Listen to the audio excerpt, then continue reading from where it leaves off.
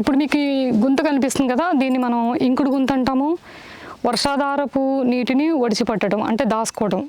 ఇంతకుముందు ప్రతి పొలంలో బావుల్లో కనీసం 1 ఎకరానికైనా ఇలాంటి చిన్న గుంట ఉండేది. 10 ఎకరాల కంటే 1 ఎకరం చెరువు ఉండేది.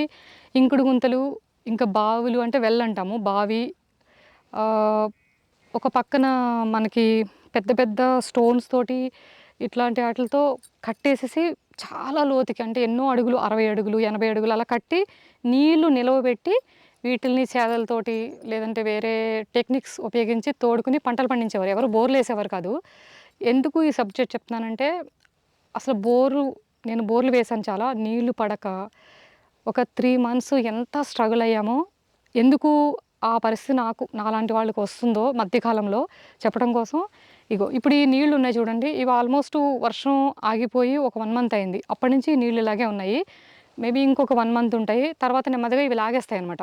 సో ఇట్లా నీళ్లు ఉండాలి, ఇంత చిన్నలాంటి గుంత తీయాలి, ఇట్లా దిగి ఆవులు, మనకి గేదెలు కానీ ఇంకేమైనా తాగడానికి, రోడ్డు మీద యానిమల్స్ ఉంటాయి కదా, వాటికి దాహం తీర్చడానికి, మన పంట పొలాలకి, మనం కాళ్ళు చేతులు కడుక్కోవడానికి, ఇట్లా ఎన్నో రకాలుగా ఈ నీళ్లు ఉపయోగపడతాయి అనమాట.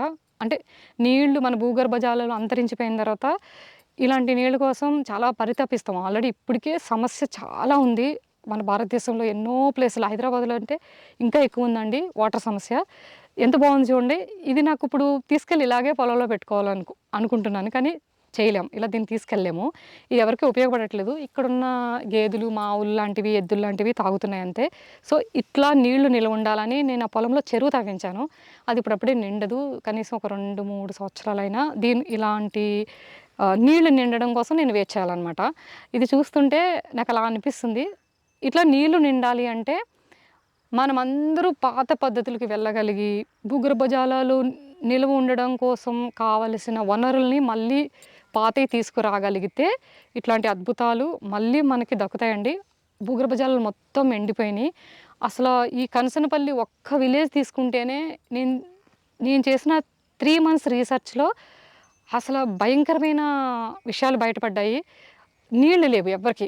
ఆల్రెడీ ఉన్న బోర్‌ల్లో కూడా పూర్తిగా నీళ్లు ఎండిపోయి, అంటే మంచిగా నీళ్లు పోసేవి వీళ్ళందరికీ. చాలా తక్కువ బోర్లు ఉంటాయన్నమాట. ఎక్కువ వర్షాధార పంట మీద ఆధారపడతారు. బోర్లు వేసిన వాళ్ళు కూడా ఎండిపోవటం వల్ల ఖర్చు ఎక్కువైపోతుంది, నీళ్లు పడట్లేదు, ఎక్కువ పొయ్యట్లేదన్న ఉద్దేశంతో పంటలు కూడా ఆపేశారు. అంటే వాటర్ లేకపోవడం వల్ల జరిగే నష్టాలు అసలు ఎక్స్‌ప్లెయిన్ చేయలేనంత బాధాకరమైన విషయం అనమాట. ఇది మనం అందరూ కలిసికట్టుగా చేయగలిగితేనే ఇది మనకి అంటే సాధ్యమవుతుంది. దీనివల్ల మొత్తం రైతులందరూ పంటలు ఆపేయడము, బోర్లేసినా కానీ నీళ్లు పడకపోవటము. అంటే ఒక బోర్ వేయడానికి అయ్యే ఖర్చు 30,000-60,000 ఉంటుంది. అంటే డెప్త్ కెపాసిటీని బట్టి. ఒక 120 అడుగులు, 150 అడుగులు అనుకోండి 30,000 అవుతుంది. 200 అడుగులు అనుకోండి 40 అవుతుంది. నేను 850 ఫీట్ కూడా వేశాను. అది 2,00,000 అయిందండి. అంటే డబ్బులనేవి ఎంత ఖర్చు అయిపోతాయి. పోనీ బోర్ వేయకుండా పంటలు పండించలేమంటే ఎలా పండిస్తాం? నీళ్ళు లేకుండా పండించలేము. చాలా అవసరం నీళ్ళనేవి. అంటే రాను రాను వ్యవసాయం పూర్తిగా అంతరించిపోతుందండి. మనం గనక జాగ్రత్త పడకపోతే అసలు ఆహారానికి చాలా భయంకరమైన కొరత వస్తుంది. ఊహించలేరు మీరందరూ. అందుకే ఎంత మొరపెట్టుకుంటున్నామో మేము, ఎస్పెషల్లీ నేషనల్ ఫార్మర్స్ అంటే ప్రకృతి వ్యవసాయం వాళ్ళు. చూడండి ఎంత బాగుందో. ఈ నీళ్ళు చాలా అవసరం అండి అనిపిస్తుంది. ఇంట్లో ఉన్న వాళ్ళకి, సిటీలో ఉన్న వాళ్ళకి, ఎక్కడెక్కడో సెటిల్ అయిపోయిన వాళ్ళకి ఇవన్నీ అర్థం కాదు. కానీ మీ అందరూ తినవలసింది కూడా ఈ ఆహారమే కదా, మేము చేసే ఆహారమే కదా తినాలి. సో కంపల్సరీ అందరూ ఇట్లాంటి సమస్యలకి పరిష్కారం కావాలంటే ఒక్కళ్ళు ఏదో చేస్తే అవ్వదండి. మనం అందరూ ప్లాస్టిక్ తగ్గించాలి, కాంక్రీట్ జంగల్ తగ్గించాలి, సిమెంట్ వాడకం తగ్గించాలి, తాటి రోడ్లు అంటే విపరీతంగా తాటి రోడ్లు, హైవేలు ఇవన్నీ వేయడం తగ్గించాలి. అట్లా అవసరం లేకుండా చూసుకోవాలి. పంటలు పెరగాలి, వర్షం నీరు భూమిలో ఇంకే ఆ ప్రయత్నాలన్నీ చేయాలన్నమాట. అది అంటే నేను చాలా స్ట్రగుల్ అయ్యాను. అందుకని దీని గురించి ఎంత చెప్పాల్సొచ్చింది. ఇది నేను అక్కడ చెరువు తవ్వించాను మన పొలంలో. అసలు ఒక్క చుక్క నీరు లేదండి. అసలు ఎప్పటికి ఇలా నిండుతుందో కూడా మాకు తెలీదు. ఇదంతా రాళ్ల ప్రాంతము. ఈ రాళ్ళు కూడా మనం ఉపయోగించుకోవాలి, కానీ ప్రతి రాడు అద్భుతంగా ఉపయోగపడుతుందండి పాత పద్ధతిలో బ్రతకగలిగితే. కానీ ఎవరు అలా చేయట్లే కదా. పాత ఇళ్ళన్నీ తీసేసి డాబాలు కట్టేయటము, బిల్డింగులు కట్టేయడం వల్ల ఈ రాళ్ళన్నీ ఇలా ఉండిపోయినాయి. లేదంటే ఈ రాడు ఒక్కటి కూడా వేస్ట్ అవ్వదండి. దీంతోనే రాళ్ళతో, డంగు సున్నంతో ఇల్లు కట్టేవారు. మళ్ళీ అలా అందరూ కట్టాలని నేను కూడా ప్లాన్ చేస్తున్నాను. అంటే స్వయంగా మేము చేసి చూపించామనుకోండి ఓకే. చెప్పడం వేరు, చేసి చూపించడం వేరు కదా! చేసి చూపించడం కోసమే ఇంత టైం పట్టిందనమాట. నా పొలం ఎంట్రన్స్‌తో నేను మీకు అసలు ఏం జరిగింది? ఇన్ని రోజులు మీ ముందుకు రాకపోవడానికి కారణం ఏంటి? ఎందుకు ఒక 6 మంత్స్ నుంచి 6-7 మంత్స్ నుంచి ఆపేసాము మేము.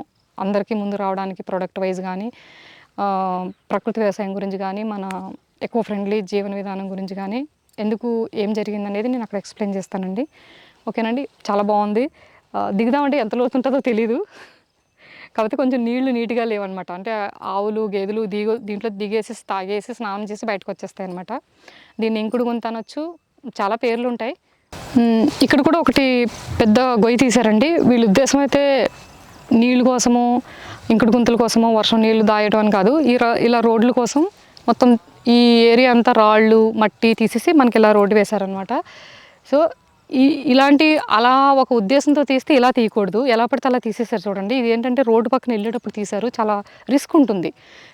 పెద్ద వెహికల్స్ మన పొలం ఏమన్నా తీసుకెళ్ళామనుకోండి, దీంట్లో పడిందంటే ఇంక అంతే సంగతులు. అసలు ఆలోచన కూడా ఉండదనమాట. ఎందుకన్నా ఇలా తీశారు? మనకి ఇది రోడ్డువే కదా! ఇది పర్మనెంట్‌గా మాకు ఇది పొలము. ఇది రోడ్డు వస్తదనమాట. ఇట్లా రోడ్డు మీద వచ్చినప్పుడు అసలు ఇక్కడి నుంచి ఏదన్నా ఒక మేము చీకట్లో కూడా పని చేపిస్తుంటాం పొలంలోని. నైట్ టైము ఇక్కడ అసలు పవర్ లేదు. వీధి లైన్ లేదు, లైట్లు లేవు. చాలా అడవిలాగా చాలా భయంకరమైన చీకటి ఉంటుంది నైట్ టైం. ఒక్కొక్కసారి నేను 8:00 కూడా ఇక్కడే ఉంటాను. ఎంత రిస్కో చూడండి. ఇది తీసేదేదో వీళ్ళు పొలానికి సంబంధించి కొంచెం దగ్గరలోనో రౌండ్‌గా, నీట్‌గా తీసి ఆ మట్టి తీసుకొచ్చి ఇక్కడ వేస్తే బాగుంటుంది కదా! ఆ ఆలోచన కూడా ఉండదనమాట. ఒకప్పుడు వాళ్ళు చేసే పని ప్రతి దాంట్లో ఒక ఆలోచన ఉండేది. ఇప్పుడు వీళ్ళు ఎందుకు చేస్తున్నారో వీళ్ళకే తెలియట్లేదు. నేను అడిగితే రీజన్ అలా చెప్పారనమాట. మాకేమో దగ్గర అవుతుంది అనుకున్నామండి, తీసేసాము, ఇక్కడ వేసేసామంటే చేసే పనిలో మనకి ఉపయోగపడాలి, రిస్క్ ఉండకూడదు, దానివల్ల ఎంతో ప్రయోజనం ఉండాలి. ఇట్లా తీసుకుంటూ వెళ్ళిపోయారనమాట చాలా ప్లేసులో. నాకు భలే ఆవులయ్యి కూడా ఇలా పడిపోతే ఎంత కష్టమవుతుంది. అదే మధ్యలో అనుకోండి దానికి ఏదైనా చిన్నగా రాళ్ళు పెడితే అవి కూడా పడిపోకుండా ఉంటాయి, నీట్‌గా ఉంటుంది. సో, ఇలా చేస్తారనమాట. కరెక్ట్‌గా రోడ్డు పక్కన తీశారు. ఇది ఎప్పుడు పూడుస్తారో కూడా తెలీదు.